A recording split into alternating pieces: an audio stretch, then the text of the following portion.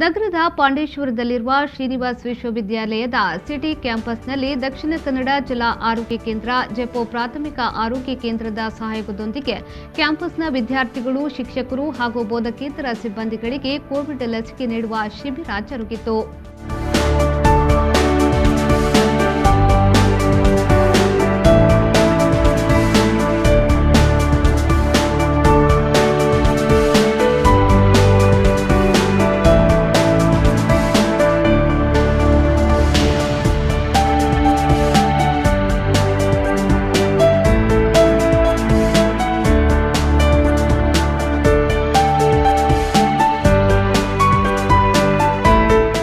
ಶ್ರೀನಿವಾಸ್ ವಿಶ್ವವಿದ್ಯಾಲಯದ ಕುಲಪತಿ doctor PS Aithal ಅವರು ಕೋವಿಡ್ ವಾರಿಯರ್ಸ್ಗಳನ್ನು ಈ ಸಂದರ್ಭದಲ್ಲಿ ಅಭಿನಂದಿಸಿದರು.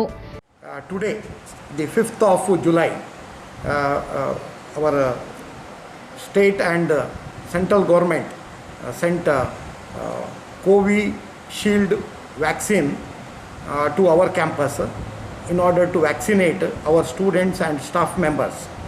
Today we have received about 600 vaccines and 600 students and faculty members are now getting vaccination in the campus. So we are very happy for this service provided by the central government of our country. ಈ ಸಂದರ್ಭ ಜೆಪು ಪ್ರಾಥಮಿಕ ಆರೋಗ್ಯ ಕೇಂದ್ರದ doctor Shilpa, ಸಿಬ್ಬಂದಿಗಳಾದ Surekha, Supreetha, Vijay ಹಾಗೂ ಅಶ್ವಿನಿ ಉಪಸ್ಥಿತರಿದ್ದರು. ಈ ಶಿಬಿರದಲ್ಲಿ ಒಟ್ಟು 600 ಮಂದಿಗೆ ಲಸಿಕೆಯನ್ನ ನೀಡಲಾಯಿತು.